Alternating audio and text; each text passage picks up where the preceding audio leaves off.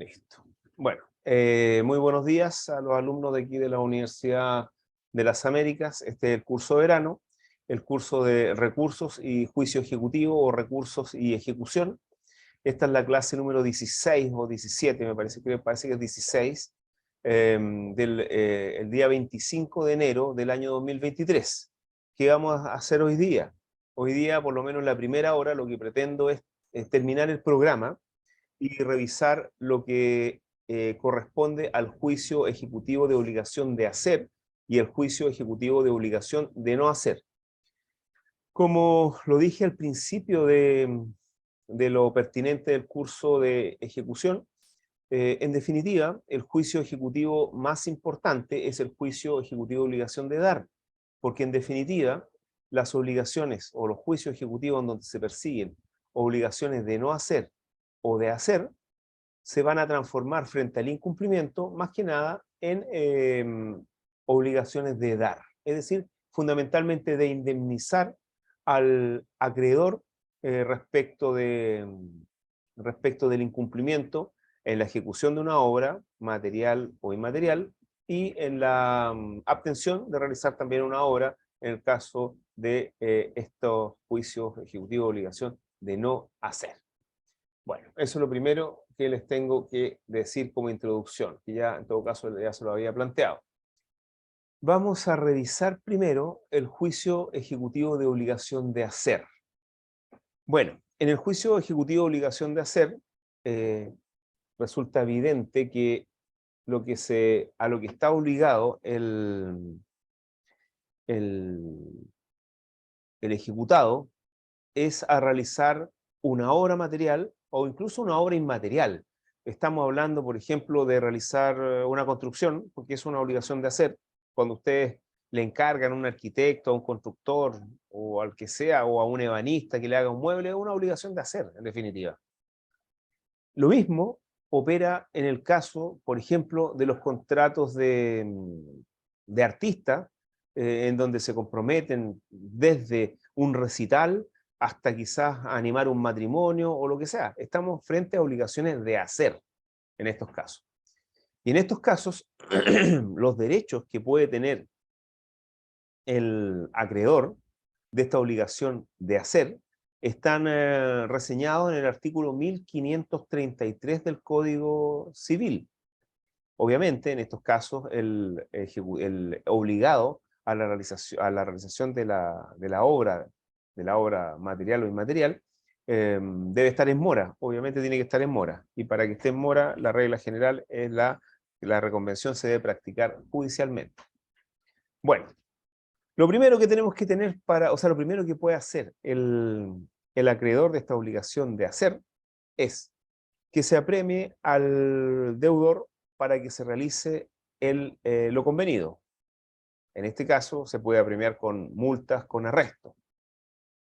2. La segunda fórmula es autorizar que el acreedor pueda contratar o pueda ejecutar el mismo o contratar a un tercero, pero a expensas del deudor.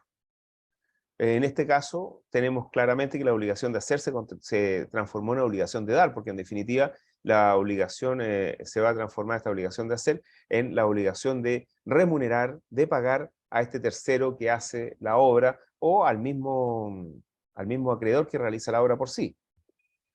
Y por último, y en último lugar, ¿qué es lo que ocurre, por ejemplo, en los casos en que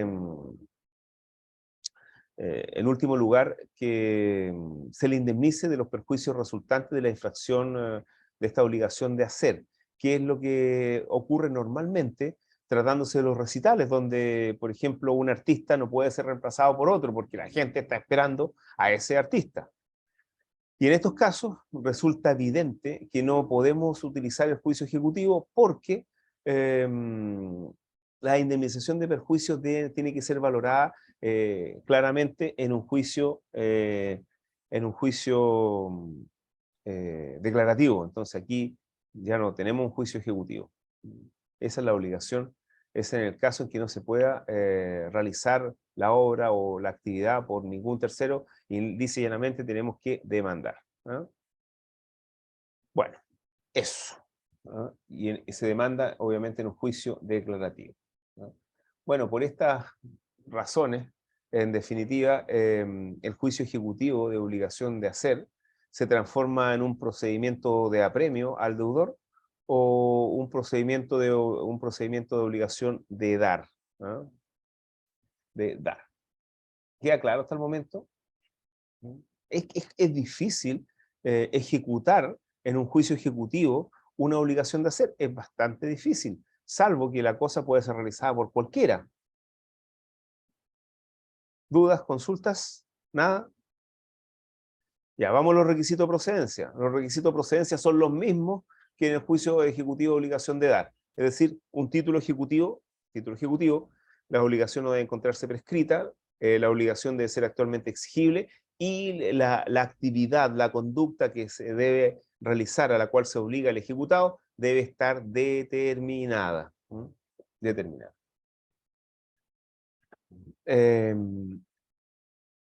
Avanzando con esto, uno de los aspectos más importantes respecto a la obligación de hacer es la obligación de suscribir un contrato o un documento.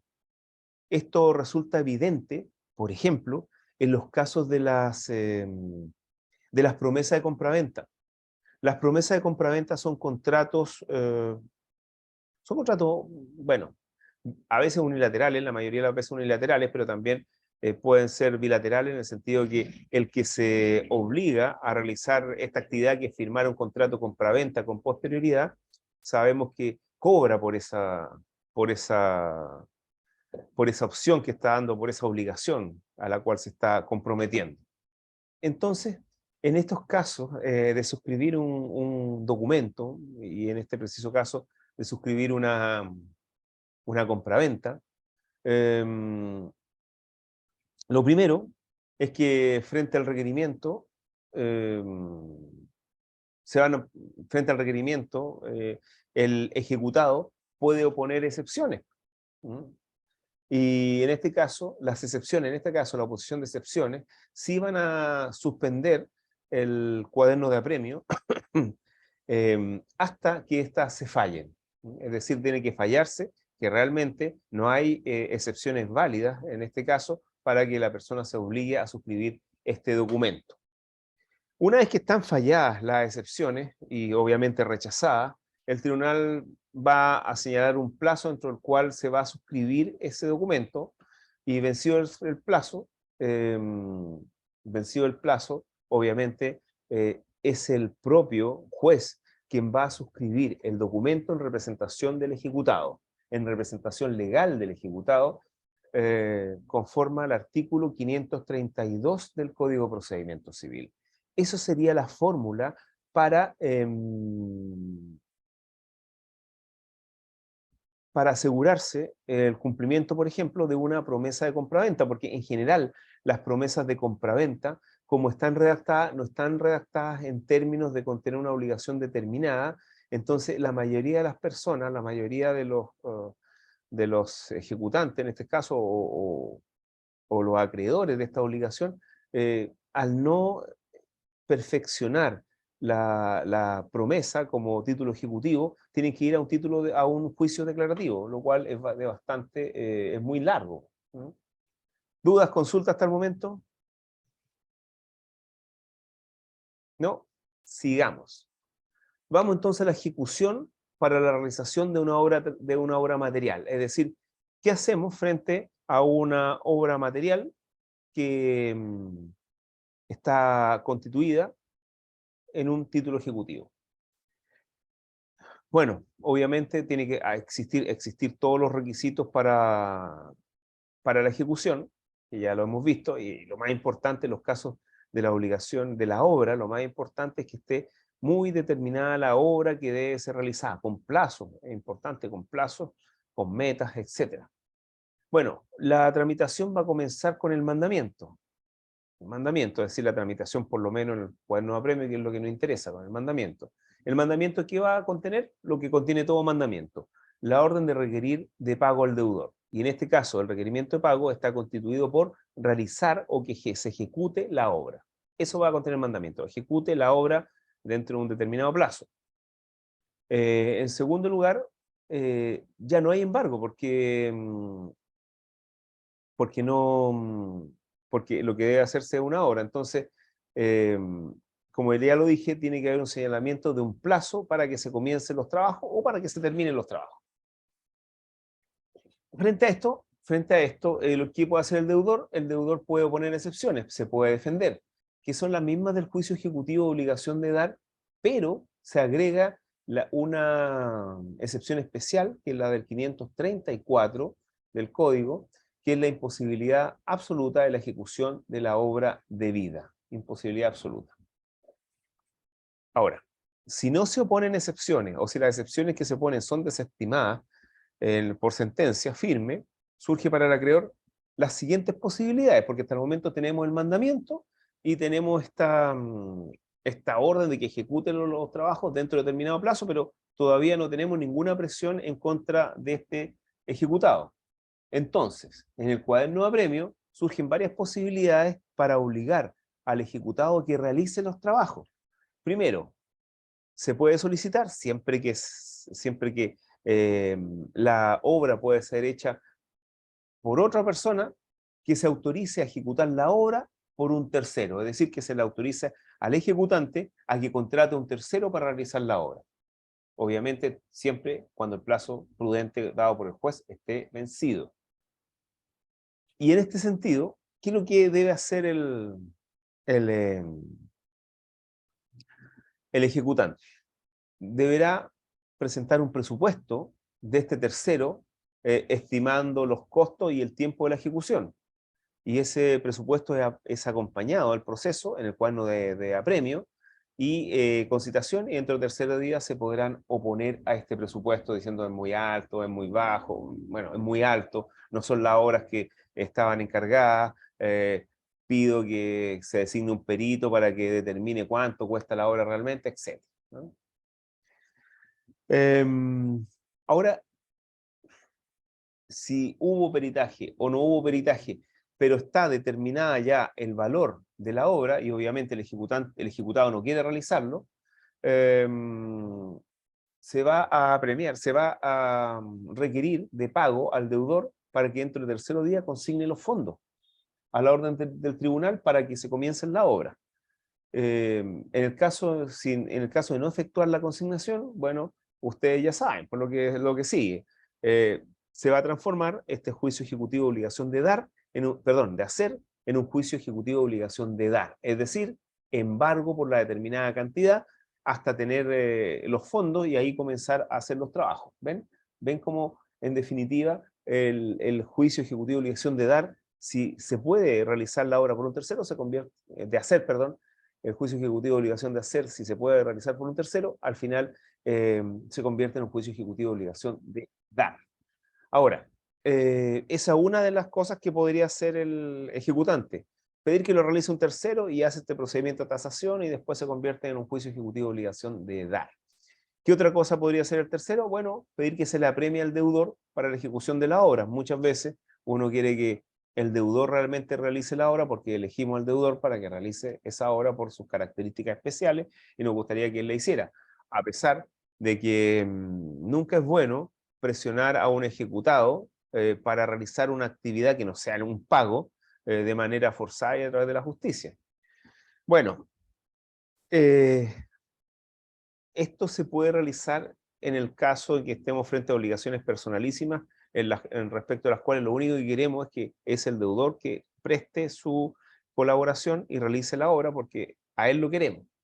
Bueno, estos apremios pueden consistir en multas o arrestos hasta por 15 días. Es decir, esto se convierte en multas y arrestos hasta por 15 días. ¿Para qué? Para que el ejecutado realice las obras.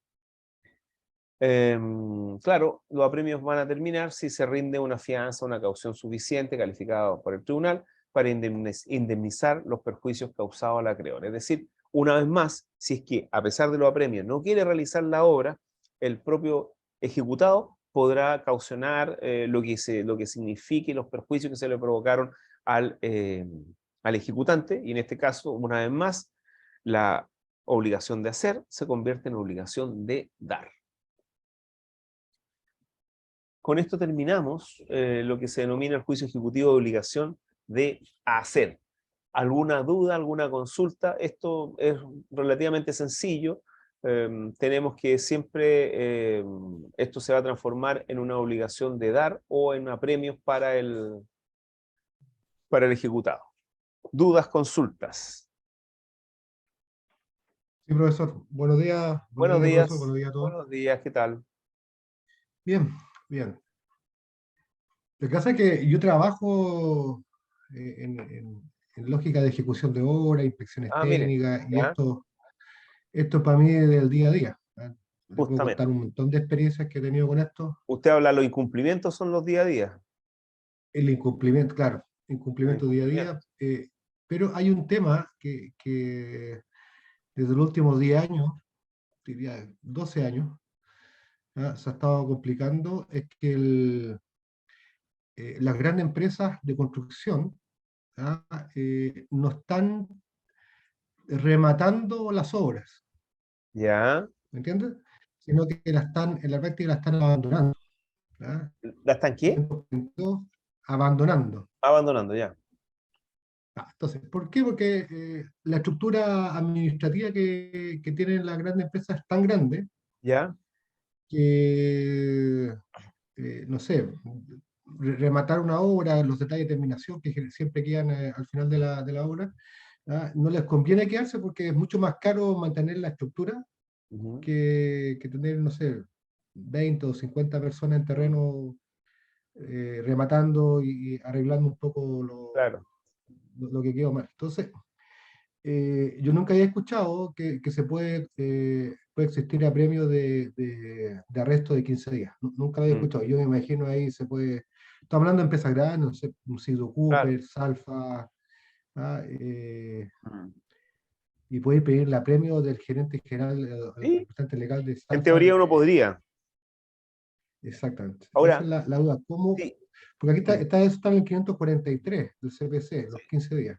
Pero no lo Mm, he escuchado nunca en realidad. ya. Bueno, Ahora, las se puede. multas siempre se pagan porque es mucho más Más barato fácil. pagar las multas Mm, que terminar la obra. sí. Está hablando de obras de 1 año, 2 años, y se van un mes antes, rematan todo y despachan a la gente y se van.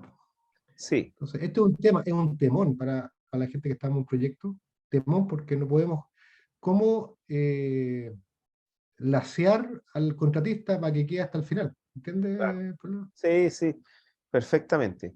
Mire, la estructura de este juicio ejecutivo realmente está hecho para obras menores, para obras Sí. pequeñas, porque a mí me ha tocado participar en juicios de obras mayores, edificios, etcétera, y bueno, a mí me toca al final, es decir, cuando se produce el incumplimiento. Entonces, tienen como varios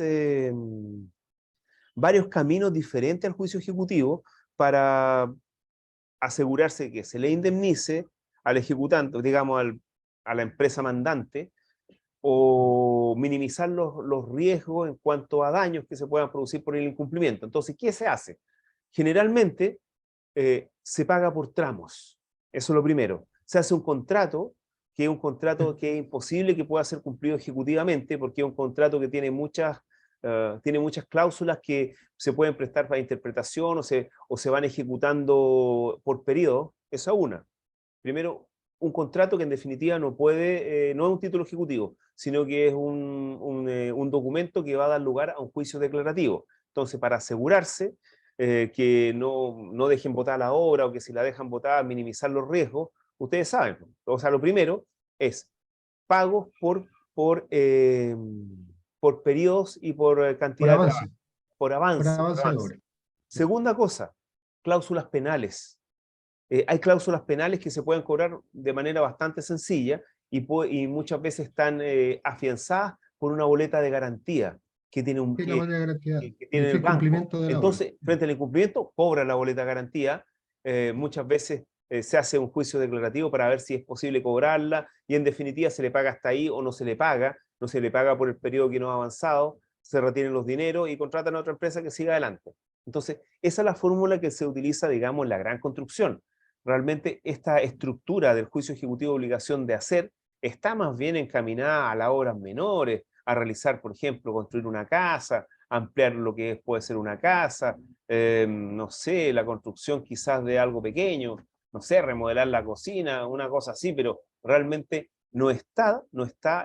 este juicio ejecutivo no está orientado para la empresa grande de construcción. Es imposible porque hay demasiadas aristas y demasiadas cosas que pueden ocurrir, porque uno puede estar del lado del mandante la obra, del ejecutante, o sea, del demandante, del que tiene el crédito, y realmente uno dice, encargué esto, pero desde el punto de vista del deudor es complejo porque el mercado, tantas cosas que pueden ocurrir en una obra, desde un accidente del trabajo que puede paralizar la obra, hasta la escasez de flujo de la misma empresa constructora que ya no puede seguir adelante, no tiene espalda para seguir adelante. Entonces, son muchas situaciones que pueden ocurrir y por eso la mayoría de los incumplimientos de estos contratos de obra de las grandes empresas o de las grandes construcciones van a ser materia de un juicio declarativo, ¿no?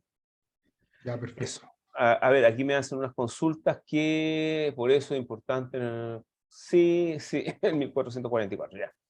Y las cláusulas penales que se le agregan al contrato. Claro, el problema de las cláusulas penales que se agregan al contrato es que no siempre van a indemnizar. Van a ser como un primer paso para la indemnización, pero hay límite para las cláusulas penales, no pueden ser el doble, más del doble de la obligación. Entonces, muchas veces los perjuicios son inmensos, son más que eso. Entonces hay que ir a un juicio declarativo. Y bueno, y estas cláusulas penales van adosadas, como les digo, a boletas de garantía. ¿Ven? Eso es lo que les puedo decir respecto a las obligaciones de hacer. Ahora, en los casos de las obligaciones de hacer, que actualmente, no sé, por el ambiente artístico, tiene mucho que ver con esto, también es difícil apremiar a un deudor, porque el deudor puede decir, pucha, yo tenía que hacer un recital en Chile y no soy chileno, para empezar. Entonces, ¿cómo me demandan? Ante los tribunales chilenos, afuera, etcétera, y si no tengo bienes en Chile, y por otro lado, si tuviera bienes en Chile o si fuera un artista chileno, también me puedo ver imposibilitado de realizar, por ejemplo, el recital ese día porque estoy enfermo. Y en ese caso, obviamente, hay una imposibilidad, por lo menos en ese tiempo, y lo podré postergar el recital. Pero en estos casos se torna complejo el asunto porque no puedo apremiar, o sea, no puedo decirle que un tercero lo haga, porque no es lo mismo. Usted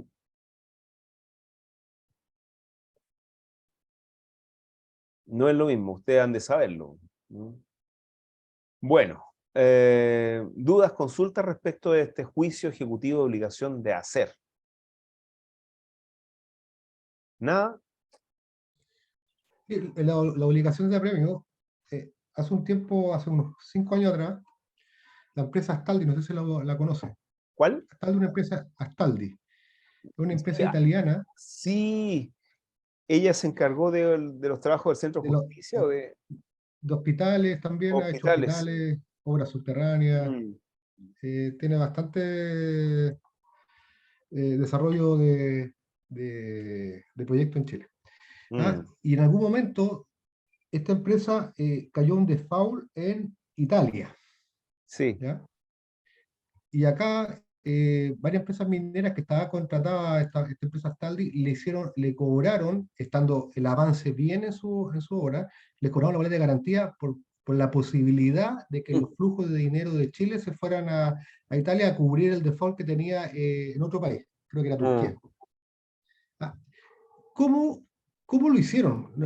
Nunca entendí bajo qué normativa pudieron hacer un cobre de boletas de garantía por la posibilidad que abandonaran la obra en Chile. Eso lo hizo empresas mineras y también el Estado, por si acaso. Mm. Bueno, en el caso de la construcción, por cualquier cosa pueden indicar que hay incumplimiento.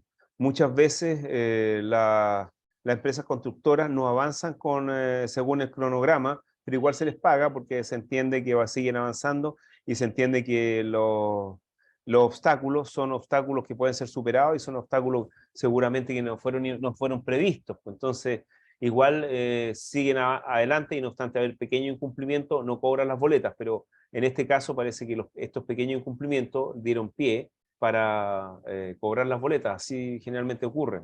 ¿No? No, Yo me justamente, acuerdo haber ese visto es el caso. también un caso así, un caso en que no obstante estar al día, no les pagaron ni siquiera los avances, y no pagándole los avances, ellos no pudieron avanzar más, y así generaron un incumplimiento, cobraron la boleta de garantía, sacaron a la empresa y pusieron a otra. Son cosas que ocurren, Sí, el MOP, de hecho, un amigo mío quebró así. son cosas que pasan. Bueno, Mm. sigamos adelante, sigamos ahora con este juicio ejecutivo de las obligaciones de no hacer. Es decir, aquí a lo que nos estamos comprometiendo es a una omisión, a una omisión que es una conducta, estamos obligándonos no a hacer algo, obviamente, que es lícito, porque el contrato en que yo me obligo a no hacer algo ilícito, obviamente, carece de objeto lícito. Bueno, requisitos para la procedencia. A ver, igual se siguen las normas del juicio ejecutivo de obligación de hacer, pero con las siguientes modificaciones. Bueno, estamos frente a un incumplimiento, es decir, aquí se hizo algo que se comprometió a no hacerse. Por lo tanto, en primer lugar, hay que determinar si para el cumplimiento de la obligación se puede destruir lo hecho, y la destrucción sea necesaria para el objetivo que se tuvo en vista al celebrar el contrato. Es decir, hay que ver si se puede destruir la cosa y si es necesario destruir la cosa para cumplir el contrato. ¿Ya? Eso es lo primero. Segundo lugar, la obligación esta de abstención tiene que estar contenida en un título ejecutivo, no debe encontrarse prescrita, debe ser actualmente exigible, y obviamente la omisión debe ser absolutamente determinada o suficientemente determinada. En tercer lugar, el propio deudor en este procedimiento, aparte de oponer excepciones, podría también indicar formas alternativas de cumplir la obligación, que ojalá no sean, o sea, obviamente no van a ser, a través de la destrucción de la cosa debida. Esto conforme al artículo 1555, número 2 y número 3 del Código Civil. Ya, tramitación. Vamos a la tramitación. Lo primero, estamos frente a una obra hecha que obviamente nos comprometimos a no hacer. Entonces, lo primero es ver cómo vamos a destruir la obra. En el entendido que es posible destruir la obra para cumplir con el contrato. Entonces, la destrucción de la obra la puede realizar directamente el acreedor, eso sí, con cargo al deudor, y puede hacerla él mismo, o también puede encargársela a un tercero y siguiendo las normas del juicio ejecutivo de obligación de dar, porque todo esto cuesta dinero, ¿no? O sea, se hacen la misma, se ocupan las mismas reglas del juicio ejecutivo de obligación de hacer, que se remiten al juicio ejecutivo de obligación de dar para conseguir los recursos para destruir la obra, ya sea por el propio eh, acreedor o por un tercero, ¿no? El problema se plantea si la cosa construida o hecha no puede destruirse, no puede deshacerse, eh, conforme al objetivo que se tuvo en el contrato. O no se puede destruir, dice llanamente. En este caso, todo esto va a ceder a una obligación de indemnizar. Y en el caso de esta obligación de indemnizar, obviamente no va a estar determinada. No es una obligación determinada porque va a tener que ser determinada en un juicio declarativo. Entonces, en este caso que la cosa no puede ser destruida, todo esto cede a una obligación de indemnizar que va a tener que ser materia de un juicio declarativo. ¿Ok? Y eso serían entonces las normas del juicio ejecutivo de obligación de no hacer. Eso sería. ¿Qué les parece? Con esto terminamos lo que es el programa del curso. En las próximas clases, en el próximo bloque, también vamos a ir revisando cosas relativas a materias esenciales del juicio ejecutivo y a temas que no hemos tratado en el juicio ejecutivo. ¿Ok? Dudas, consulta, algo que me quieran plantear. Después, el próximo bloque voy a dar instrucciones para la prueba del lunes, para la recuperativa. Van a hacer más preguntas y seguramente va a ser más tiempo también. Ya. Entonces volvemos en 15 minutos. ¿Les parece? Ya, profe. 15 minutos. Ahí está. Les quería mostrar unas láminas. Por ejemplo, esas son las láminas que están en el Instagram que yo les mostré. ¿No? Por ejemplo, esa materia es obviamente una materia muy preguntada, sumamente preguntada, y que tienen que tener también sumamente claro, y ahí tienen una ficha de la clasificación de la sentencia en el juicio ejecutivo. ¿Ven? Esa una.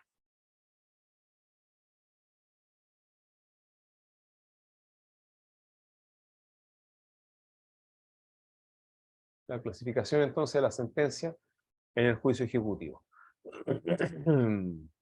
Em,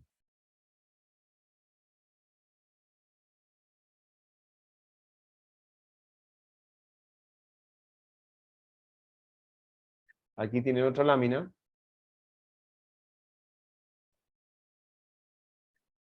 ¿Cuáles son los trámites? ¿Cuáles son los trámites del cuaderno ejecutivo principal? ¿Ven? Ahí tienen los trámites.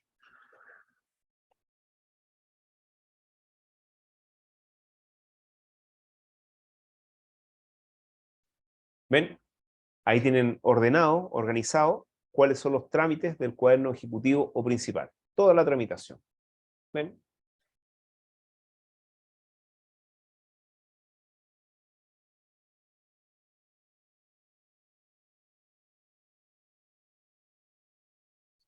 ¿Sí? ¿Alguien levantó la mano?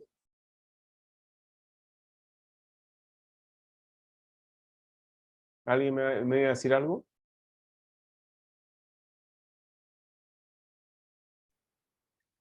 ¿No? Bueno, ahí está otra lámina, que son los casos en que se deja cédula de espera al ejecutado. Los casos en que se deja cédula de espera, y eso es importante, para computar el plazo para oponer excepciones en el cuaderno de apremio. ¿Ven?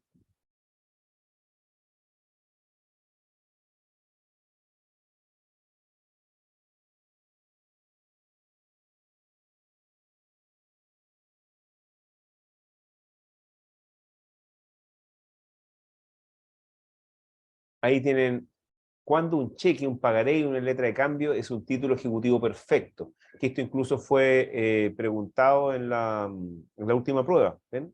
Ahí tiene una lámina que donde ustedes fácilmente pueden ver cuándo es título ejecutivo perfecto.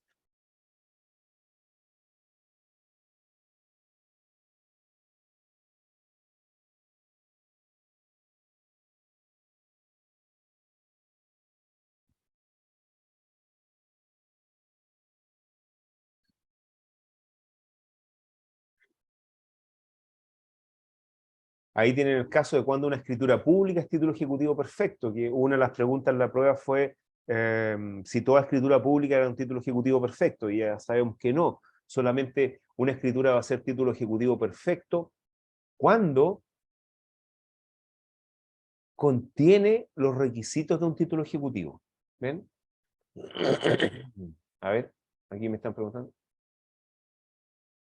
Me van a preguntar por examen. Ah, sí, ya. Bueno, vamos a dejar de compartir esta lámina. Vamos a compartir la última lámina. O sea, miren, esta sí que es importante, esta lámina.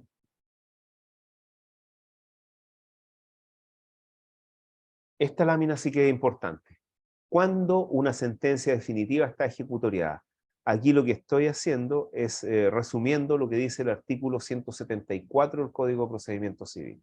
Esta pregunta se la pueden hacer por disposiciones comunes a todo procedimiento, por juicio ejecutivo y también por recursos, por la materia de recursos. Entonces ahí está sintetizada cuando una sentencia definitiva está ejecutoriada Y como ya les dije, esto lo pueden ver en el Instagram también, porque todas estas láminas las tengo en el Instagram, pero obviamente tengo también de otras materias de clase. Entonces, esto le puede servir a ustedes como, no sé, un sistema de fichas también. No sé, en los 90 y a fines de los 80 estuvo de moda, o no sé si de moda, se utilizaba mucho el sistema de fichas, en los 80 sobre todo, para memorizar o para hacer disertaciones, etc. Ya, dejar de compartir y ok, ya. Bueno, me están haciendo una pregunta, me están haciendo la pregunta de si el examen va a ser por el eCampus. Tengo entendido que sí, tengo entendido que el examen es por el eCampus. Eso tengo entendido. ¿Ya? Pero tengo que, bueno, también hice las preguntas, así que, pero me parece que sí, me dijeron que sí a priori, pero cuando empecé el curso, ahora no sé si ha cambiado algo, pero debiera ser así. Bueno, el ideal es que el examen sea oral, pero si las reglas son iCampus, por iCampus tendremos que hacerlo. Claro, efectivamente, lo que yo sabía de las fichas, que bueno, en el tiempo mío existían en las fichas, ¿no? No sé si con posterioridad todavía siguen existiendo fichas respecto de ciertas materias. Bueno, eso es lo que le quería mostrar. A ver, ¿alguno de ustedes leyó el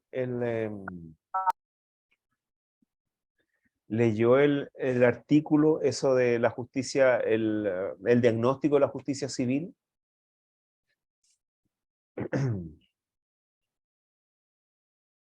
¿No? No, profe, yo no. Ya. Entonces, léanlo, que es poquito, a ver, déjenme revisar. Déjenme revisar. Ah,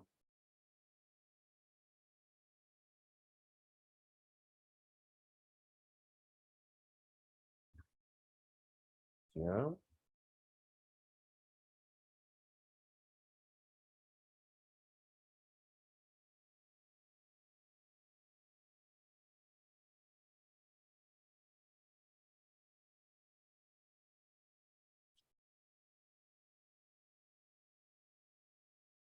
Ya. Entonces, yo les voy a pedir que lean este primer artículo, que tiene ¿cuántas? Tiene 1, 2, 3, 4, 5, 6, 7, 8. Miren aquí una tabla, 8, 9. Son 10 páginas. Entonces yo les voy a pedir que lean este artículo, las conclusiones están ahí. Les voy a pedir que lo lean y en 20 minutos más reanudamos la reunión. Esto lo pueden descargar bueno, creo que se los mandé, creo que está esto está en los apuntes del Profesor, curso, parece que están en los apuntes del curso, y si no lo descargan de mi página web, está como en TEOS, Reforma Procesal Civil, Reforma. Pero también vamos a pasar la lista, ¿ya? profesor, ¿Sí? el artículo es Lo que vamos a hacer ahora es revisar alguna materia que no se ha profundizado en el programa. Para ello, me voy a hacer valer de este Power, ¿no? De este Power, ¿no? Lo que no hemos revisado o sea, lo que no profundizamos en las clases fue la oposición del ejecutado. Si bien nosotros la caracterizamos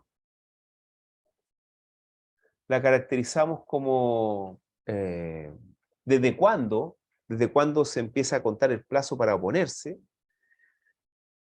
Que desde el requerimiento, con ese plazo de 8 días, u 8 días más tabla.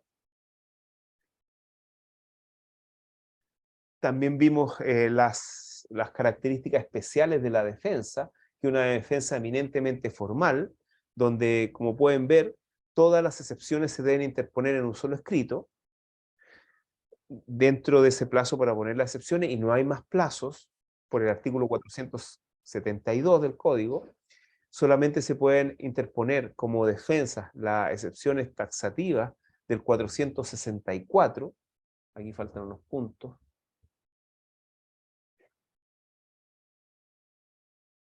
Y deben expresarse con claridad los fundamentos de hecho y derecho y los medios de prueba respecto a los cuales pensamos valernos, o si no, no se recibe el juicio a prueba, la causa a prueba. Después, si nosotros hacemos un análisis, que no hicimos un análisis con mayor detención de las excepciones en el juicio ejecutivo, vamos a darnos cuenta que todas están en el artículo 474 del Código de Procedimiento Civil, pero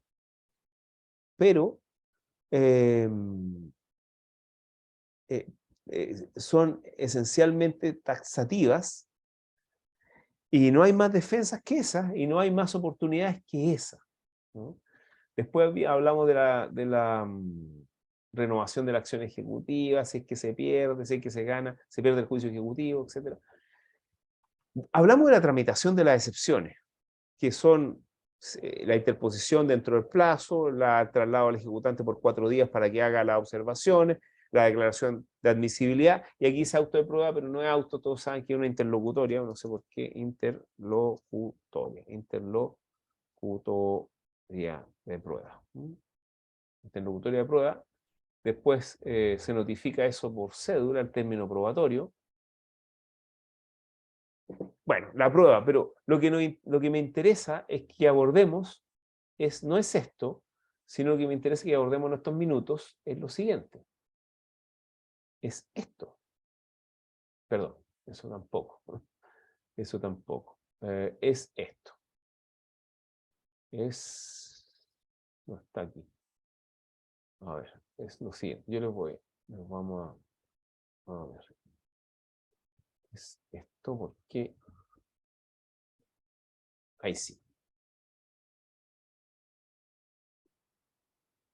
Es esto. Esto es lo que me interesa que abordemos. Lo que me interesa que abordemos son las defensas del ejecutado, la oposición de excepciones por parte del ejecutado. Eso no lo revisamos con detención. Lo primero que yo les dije respecto a las defensas del ejecutado es que las defensas son excepcionales y son solamente las que dice el 464. Son taxativas, son 18. Aquí está la última. También las excepciones se pueden referir a toda la deuda o a parte de ella. 18, la cosa juzgada. Entonces, aquí hay 2 análisis interesantes, o 3 análisis interesantes de hacer. A ver, primer análisis. Las primeras excepciones, todas estas que están acá, por ejemplo, todas estas son excepciones más bien formales. Son excepciones que tienen que ver más que nada con, quizás si las pudiéramos clasificar según su naturaleza jurídica, todas ellas son excepciones dilatorias, pero están todas juntas como defensa. Son excepciones dilatorias. Y estas excepciones dilatorias van a dar lugar, como ustedes saben, a que si se pierde el juicio ejecutivo, se pueda renovar la acción ejecutiva. Es decir, pueda demandar de nuevo una vez que se haya solucionado digamos, este problema que obsta al juicio ejecutivo, o esta excepción dilatoria que obsta al juicio ejecutivo.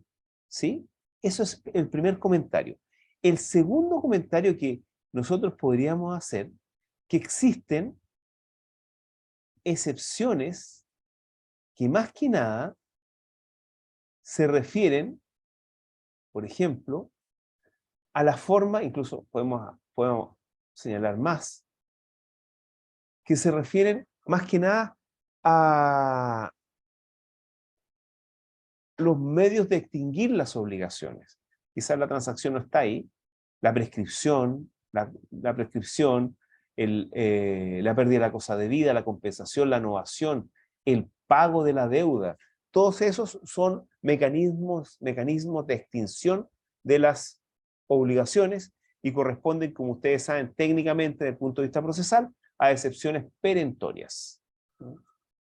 Y después nosotros podríamos hacer un análisis propio respecto de ciertas excepciones, como son, por ejemplo, por ejemplo,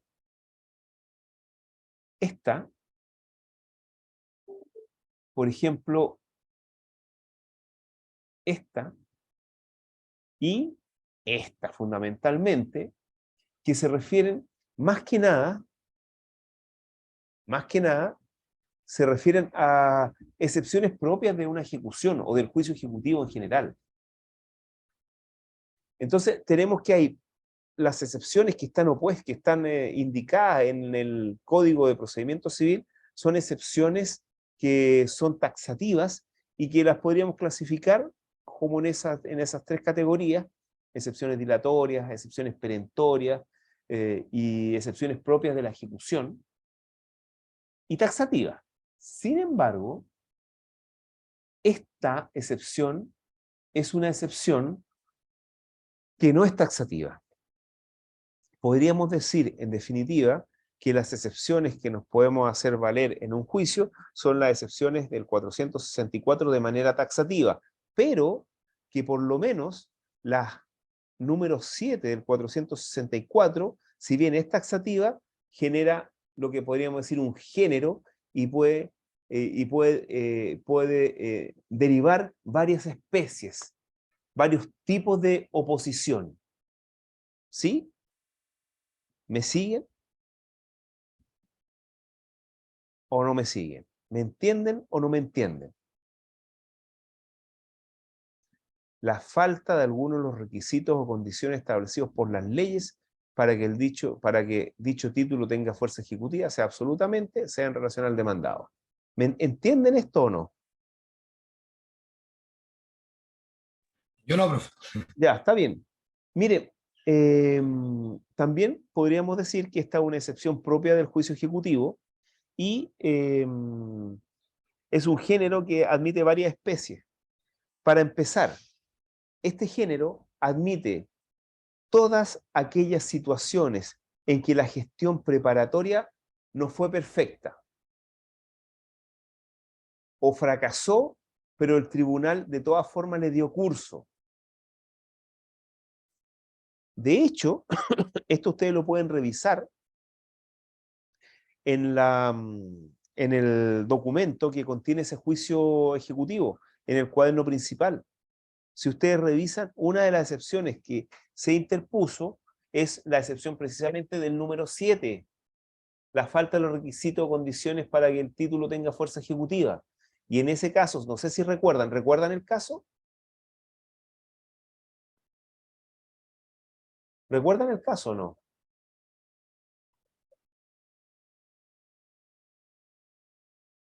Puede ir en el examen el caso. ¿Mm? ¿Se acuerdan del caso o no se acuerdan del caso? No, profe, voy a ser sincero, no me acuerdo del Ya, caso. es el caso de un cheque que se hizo una gestión preparatoria.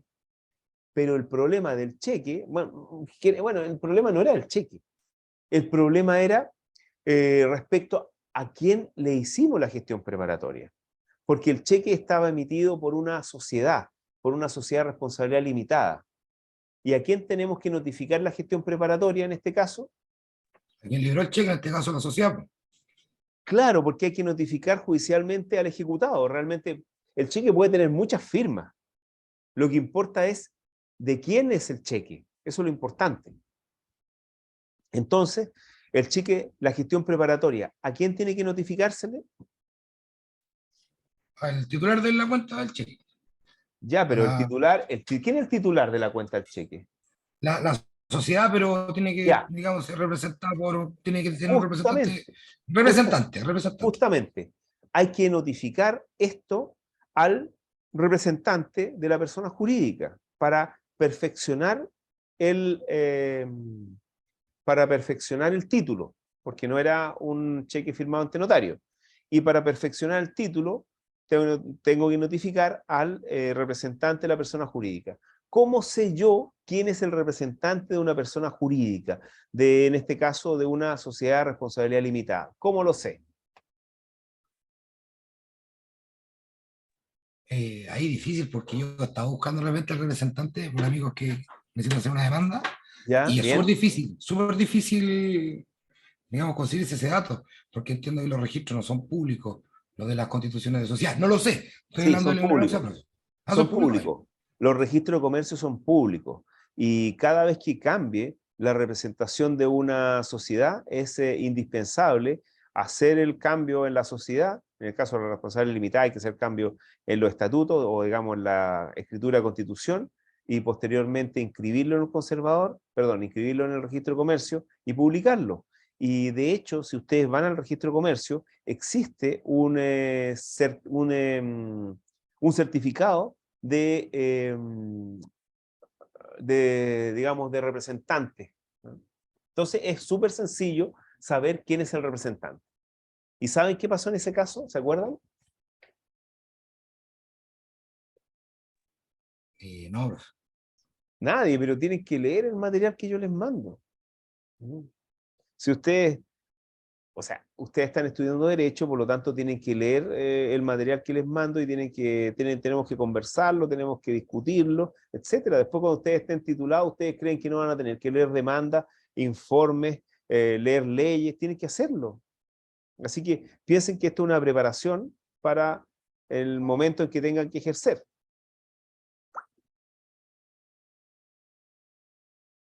Así que vamos por mal camino acá, po. Muy mal camino. Bueno, les dejo planteado, porque la próxima clase mañana vamos a conversar de esto. Vamos a conversar de dos cosas. Vamos a conversar de qué pasó en ese juicio, qué excepción se interpuso, el fundamento de la excepción y el posterior fallo por parte del juez, ¿no?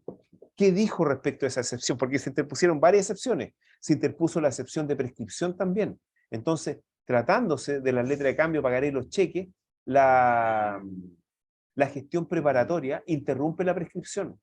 Entonces, ahí ustedes pueden apreciar cómo fue las observaciones que se hicieron a las excepciones por parte del ejecutante. También vamos a revisar eso. Entonces, yo les pido que lean el juicio completo para que mañana lo conversemos. Y vamos a conversar precisamente de la excepción número 7 del artículo 464 del Código de Procedimiento Civil. Vamos a conversar sobre esa excepción.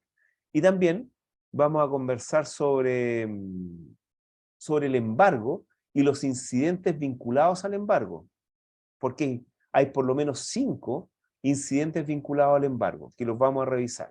¿Ok? 5 incidentes vinculados al embargo, que son más que nada oposición o modificación al embargo. Entonces, eso vamos a hacer mañana, ¿ya? Vamos a hablar sobre el embargo, ¿no? Y también, como tenemos 3 horas, también podremos hablar de otra cosa más. Bueno, ahí vamos a poner otro tema más, ¿ya? Seguramente podríamos hablar del panorama de la ejecución, podríamos hablar del oficial de ejecución, ¿ya? Podemos hablar también del oficial de ejecución en España. Ya vamos a ver cómo es la ejecución en España. ¿Ya? Vamos a ver algo de derecho comparado también mañana. ¿Les parece? Ya. Sí, profe. Bueno. Eso, entonces ya nos vemos mañana. Que estén muy bien. Chao. Chao, chao, profe.